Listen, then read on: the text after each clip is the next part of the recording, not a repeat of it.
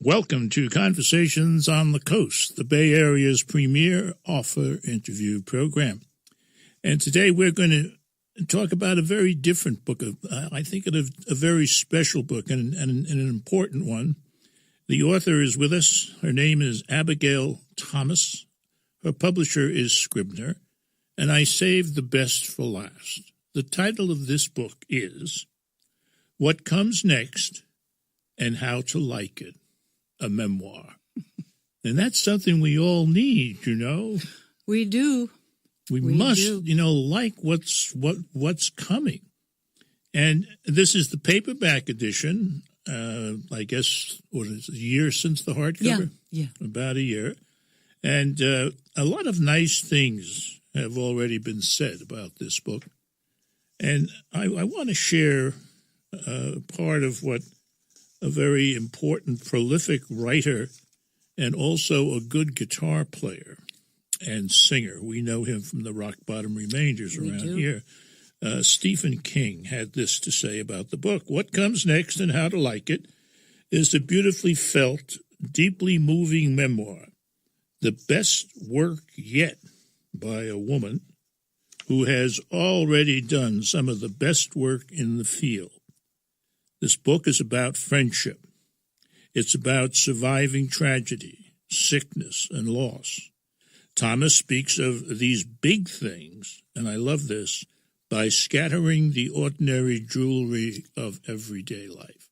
And damn it, that's exactly what you do. I mean, you pick this up, and there's nothing much going on, but boom, all of a sudden, you're into something deep and terrifying, scary, and important. Loving dogs, I'll say, even when they chew your most precious possessions. Yep. We'll get back to dogs. Googling old boyfriends, rescuing an orphaned mouse, and trees that try to grow in the cracks between boards. Folks, this is the kind of stuff you can read about in this book. It's amazing. And small speaks for large here, says Mr. King, in a calm voice that talks to the mind while it fills the heart. Abigail Thomas is the Emily Dickinson. I'll bet your mother never thought you'd be called that. No. The Emily Dickinson of memoirists, and so much of this book's wisdom is between the lines and in the white spaces. May only take you 2 days to read, but the impact will stay with you for a long, long time. Abigail Thomas fills memory with living breath. And, you wrote the check and he sent it to you. And right. It was fine, He needs the money, too. Yeah. It was really nice. That's my favorite line, too, scattering the jewelry. I read that and I wrote down the best part of this is the thing about the jewelry. Yeah, just perfect. Now, one of the other things that struck me as different about this book, I mean, I've seen not lots, but enough memoirs, and I've never seen one with a chapter that consists of one paragraph and a short one, And as one of the reviewers pointed out, the longest chapters in here are 2.5 pages. Now, what do you have on the publishers at Scribner's that allows you to get away with this? If I write long, I bore myself. What I try to do is I think of something I want to talk about, I want to remember, and once I've got it, and I've hoped I've hit the bullseye, you don't need anything else around the bullseye. You don't need to know where the trees are or who ate a sandwich. You just try and hit the mark. And anything more than that, I just can't do. So that was your purpose. I always write when you hit the mark, shut up. Yes, and also go on to something else. Right, or and go back and maybe shave off a little bit. There might even be more I can take away. We maybe should make this a broadcast into creative writing classes around the world. Yes.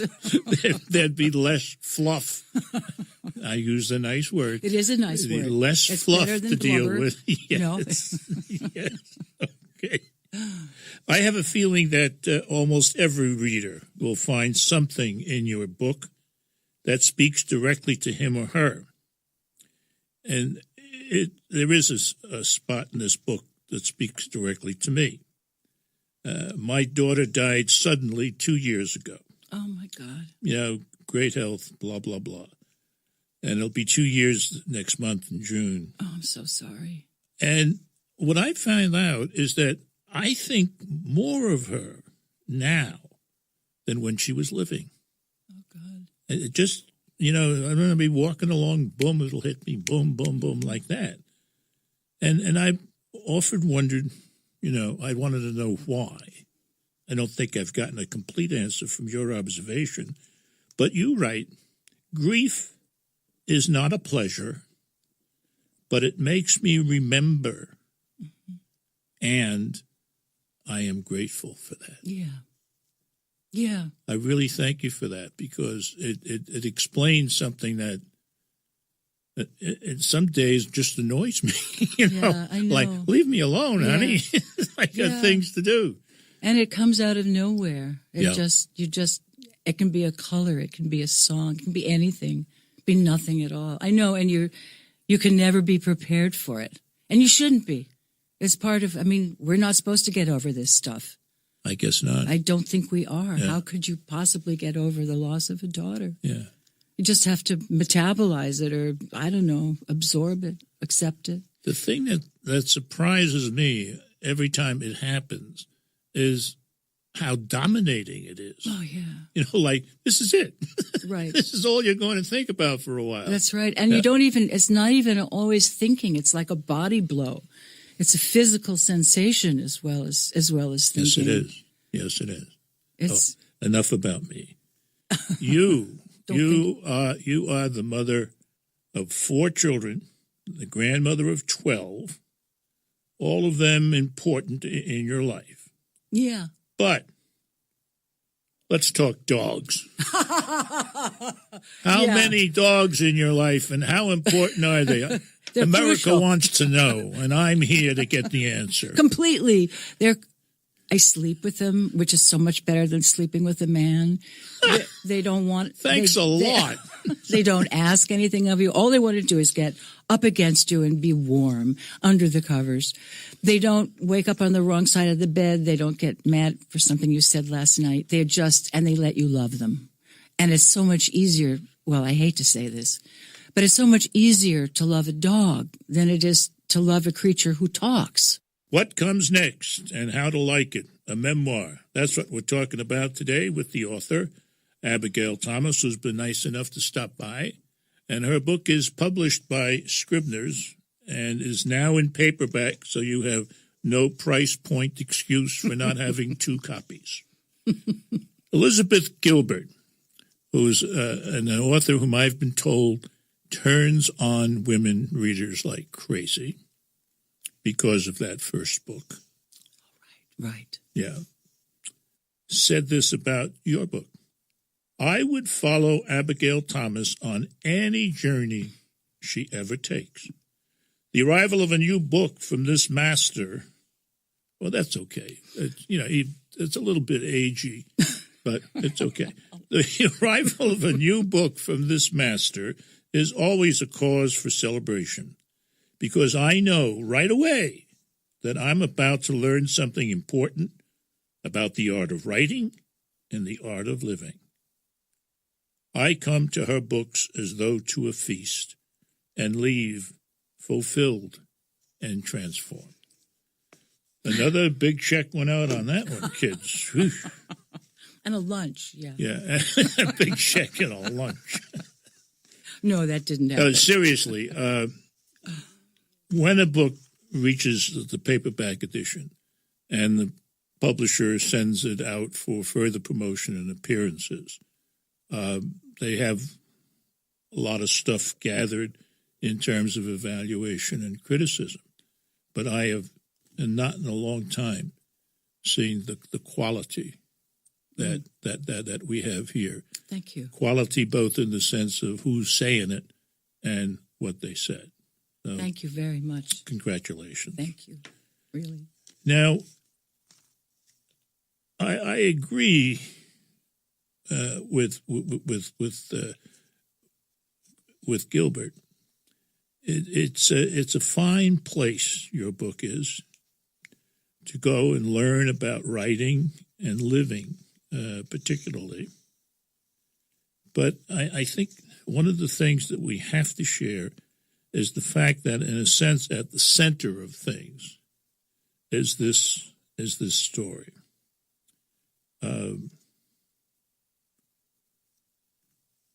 There's some copy on the book. Abigail and Chuck have been best friends for 35 years.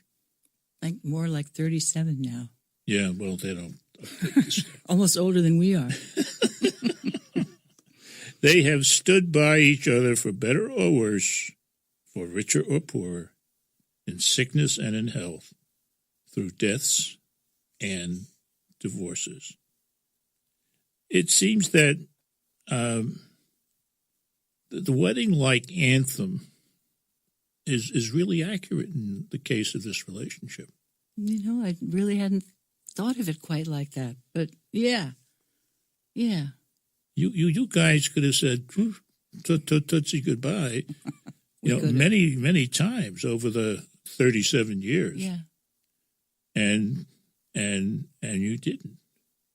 And one of the things that did it, I think the publisher is very right here, is that you've had open hearts, generous spirits, and most of all, I think, most important, humor. Yes. Humor. Absolutely. You got to see the wiggles in the road. Yeah. Otherwise, it's all federal case time. Right. And there you are.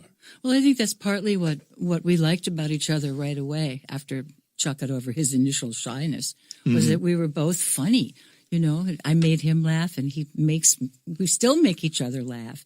Great. Boy, that you just can't say enough about that. It's really, if you can still be laughing after everything that's happened and is continuing to happen, it's just, you can't lose it.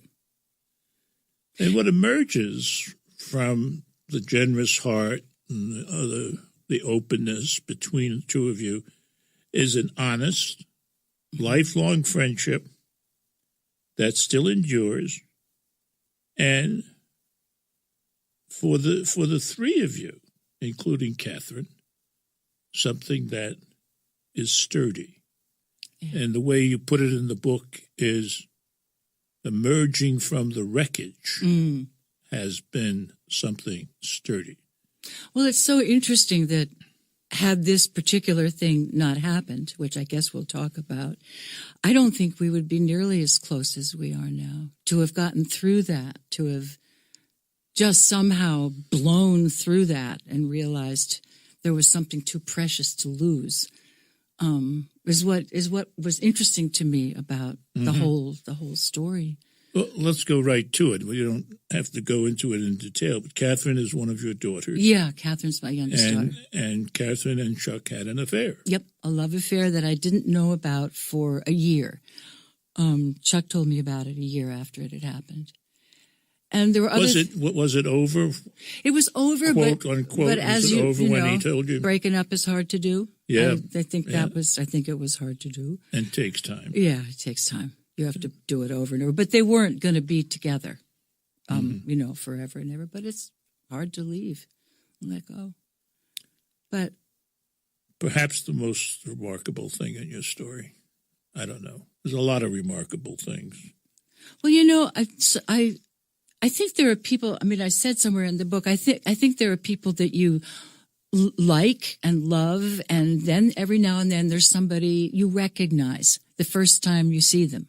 Oh, I remember thinking, I'm going to be your friend. I already sort of know you. It's like a repertory company, and we were all playing different roles, but it's like, that's what it feels like. And you really shouldn't let them go. The ones you recognize, the ones that really are going to mean something more than what you bargained for. You say and do or report that you've done many surprising things in this book, and one of them is deciding to become a hospice volunteer. Mm-hmm. And the reason for this, to make death a member of my family. I don't want it to arrive as a stranger. Yeah. Yeah. Yeah. And it did. The hospice helped. The hospice training was, this is going to sound very silly, but it really was exactly, at least, but without dying, to feel what it would be like to die. As you lose parts of yourself and things you loved and things you cherished, and it goes one after another, the things that made up who you were. I also teach at a cancer support center and at memoir writing, and that's been a huge part of my life in the last 5 or 6 years, and we've lost people. But what I learned from that is that, and it gives me such a great perspective. If it isn't life and death, it isn't life and death. And once you can say that, there are all kinds of things that just don't matter. Well, one of the other things that came out of this experience for you is that, at least you write this, dying is the body's call. The shutting down of service is the body's last bit of business. Give credit where credit is due. Hand the process over. Honor the process. Consider the simple dignity of she is dying or he died. It is interesting to think of it as a verb. Yeah. Yeah.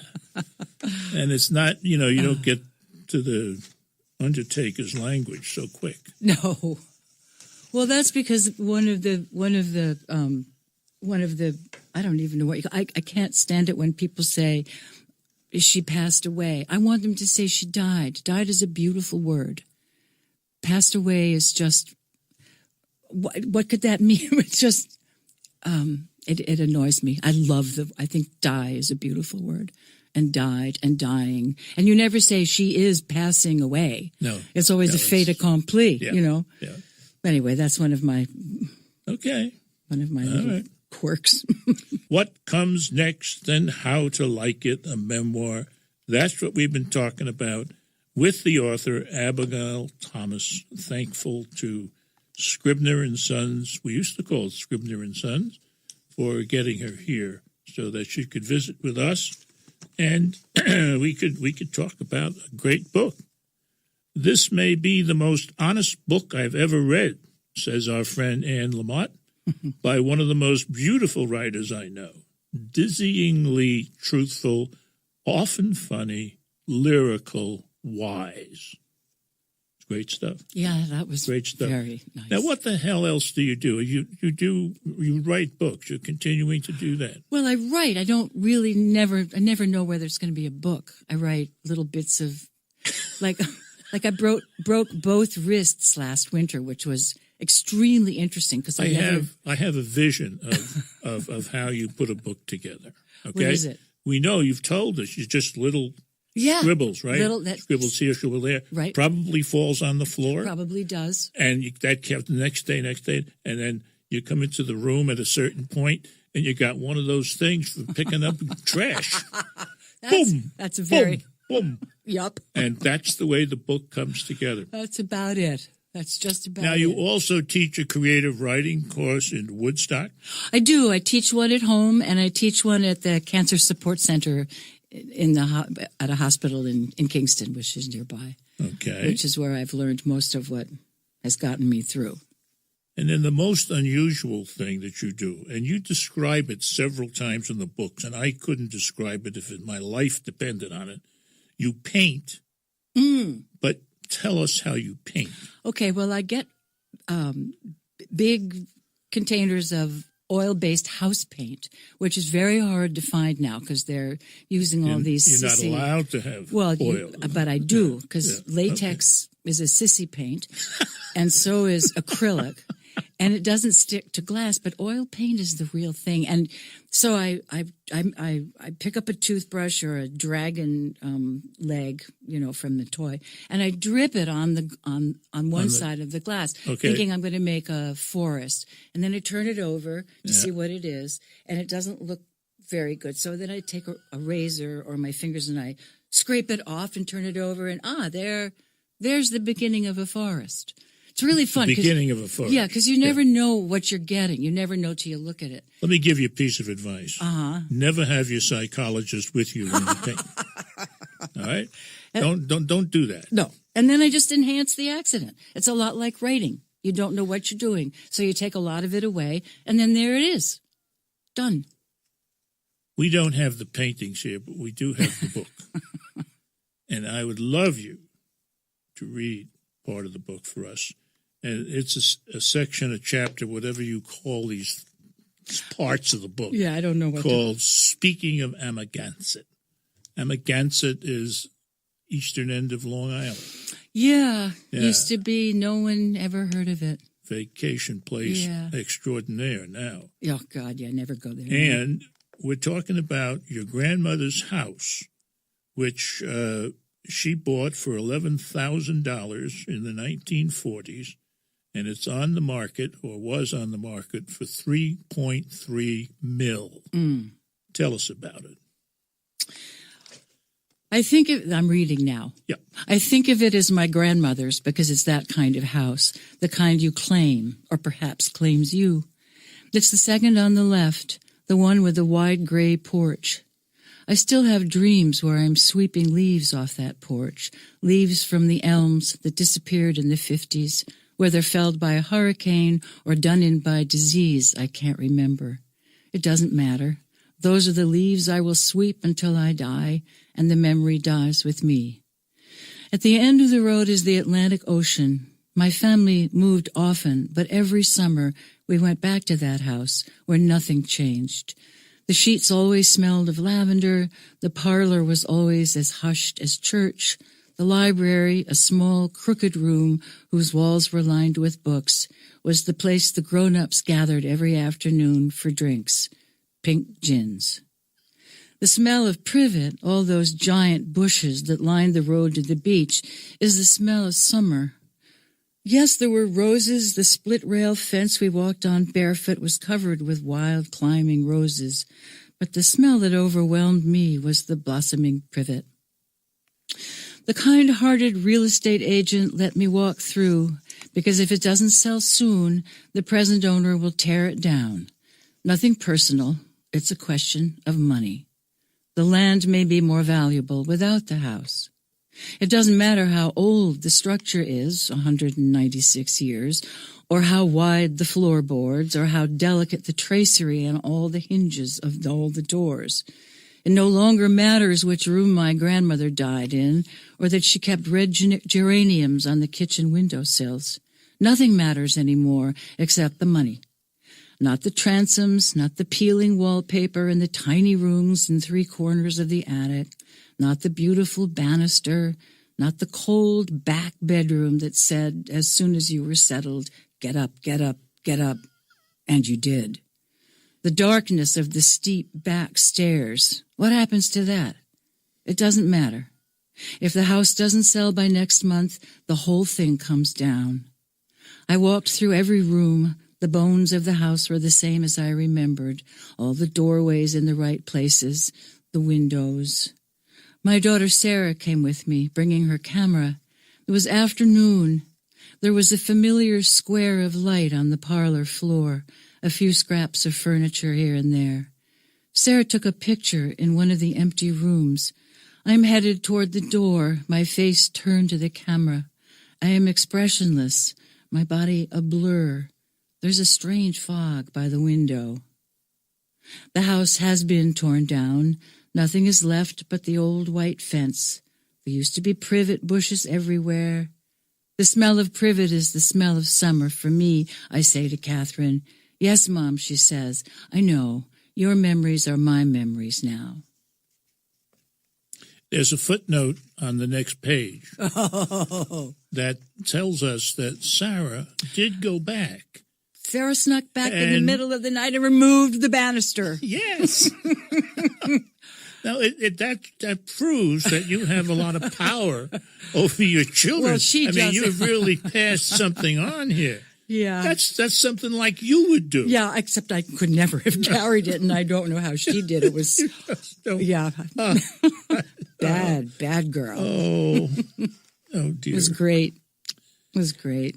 It's a memoir to be great has to do a couple of things, in my opinion. One, it has to entertain you. Two, it has to make you laugh and make you cry. But it's extraordinary when a memoir does those things, and it also tells you a lot about how to live. What Comes Next and How to Like It does just that. It's written by Abigail Thomas. This has been Conversations on the Coast, and I'm Jim Foster. Now you can find this program on iTunes, SoundCloud, and all your favorite digital outlets. Follow the show on Twitter at Jim Foster COC and email jimfostercoc@gmail.com.